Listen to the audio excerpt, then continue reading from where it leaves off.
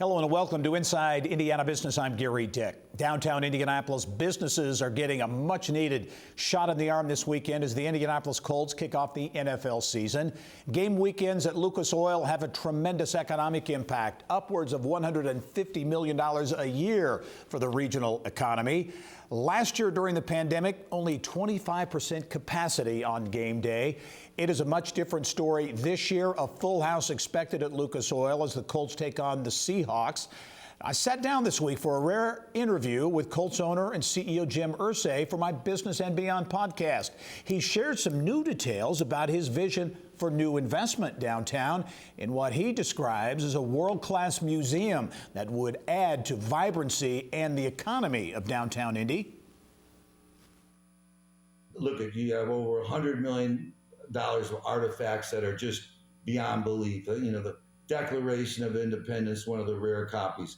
John Lennon's piano, Elton John's piano, just, Jack Kerouac's scroll, Jackie Robinson's bat, Muhammad Ali's. I mean, it just goes on and on and on, literally hundreds and hundreds of things. But it has to be displayed the right way. It has to be put in a location that people flow the right way. And when people come to town for the Indy 500, for Sunday night football games, to visit in the summer, the number one thing is I want to go to this museum. I covered a range of topics with the Colts owner, including some concerns he has about the future of downtown. I'm not stirring the pot for no reason, but I really believe, Gary, as a community, Indianapolis, Indiana, just our whole state and city, we have to get back more to bigger growth as an engine economically. What Bill Hudnut and those guys did, saying we're building this stadium, we don't even have a team in 1982, 83, and seeing how the city and the state has been transformed has been remarkable. We have to get more development downtown, and it's going to take a real creative effort, and everyone has to pull together, private sector, public sector, to get this done. And I think it's extremely important. If you look down and see, in Westfield where our training camp is, that's unbelievable. I mean, when we came here, there was nothing like that, but it's not enough. And the city in particular, downtown, we have to get dynamic. We have to get Steve Jobs, like we have to have brilliance. We have to have that Bill Hudnut attitude. There has to be this public-private partnership where there's a trust saying, hey, we're going to get you set up going this way, but boy, are you really going to be that partner in the community that we need? Because believe me, we have to start that growth right now. We have to, when it gets to 2030 and 35, we have to say, look what's happened to downtown. Look at the skyline. What have we done with and it's not enough. I just, that's where we're coming from with the Colts.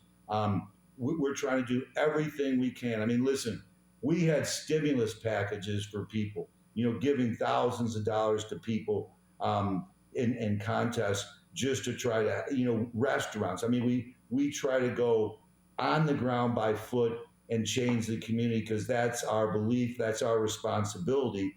But we have to have a more dynamic, creative, brilliant force that's driving this community, because right now, I mean, I'm not criticizing anyone or anything, but by my estimation, it's not up to par where we need to be, so we can really look at this future more brightly.